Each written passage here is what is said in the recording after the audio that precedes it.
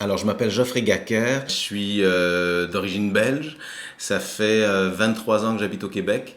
Je suis venu étudier à l'École nationale de théâtre du Canada en interprétation et je suis jamais reparti. Et donc, depuis ce temps-là, donc j'ai fini et j'ai gradué en 2000. Depuis ce temps-là, je suis acteur, je suis metteur en scène et depuis 5 ans, je suis directeur artistique et co-directeur général du Théâtre Espace Libre, un théâtre de création qui est situé dans le centre-sud de Montréal. Espace libre, comment je le décrirais? C'est un théâtre. C'est un théâtre de création. Donc ça veut dire que la grande majorité de ce qu'on présente ici comme pièces de théâtre à l'année longue, ce sont des créations québécoises ou des créations qui viennent ailleurs au Canada et parfois à l'occasion, quand on en a les moyens, de l'étranger.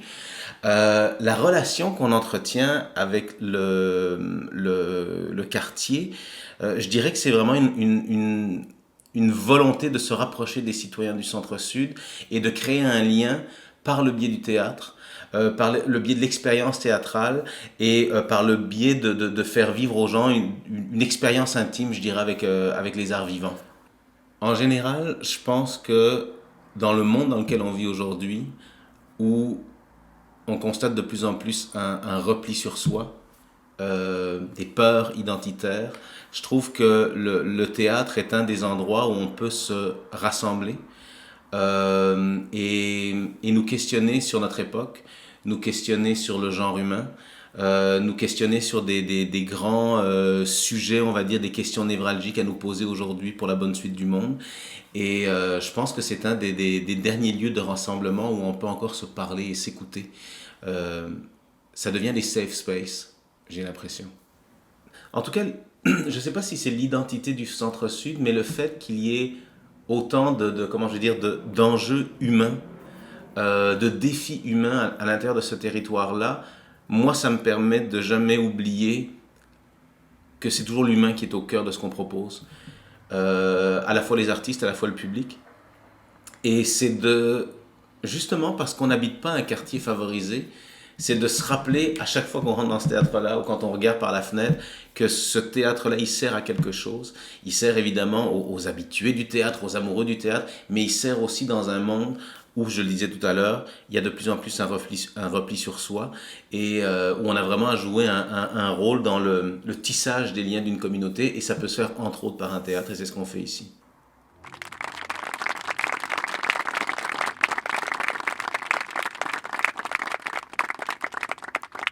Alors le comité spectateur, pour ceux qui l'ont jamais fait, c'est une aventure, on va dire, qu'on propose à une vingtaine de citoyens du quartier par an.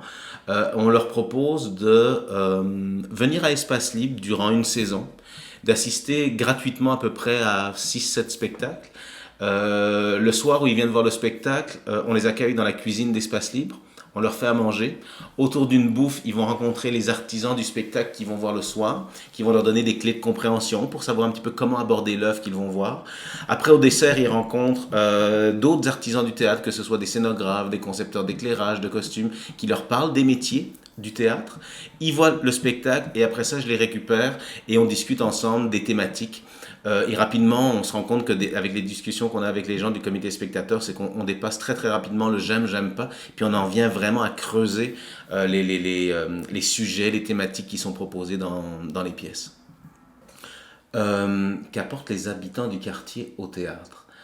De la vie, un sentiment de solidarité avec leur propre culture. Ils nous initient, nous aussi, à comment est-ce que les citoyens perçoivent la culture, comment est-ce qu'ils perçoivent les arts. Pour nous, on a l'impression que parce qu'on est un théâtre, c'est pas compliqué de rentrer dedans.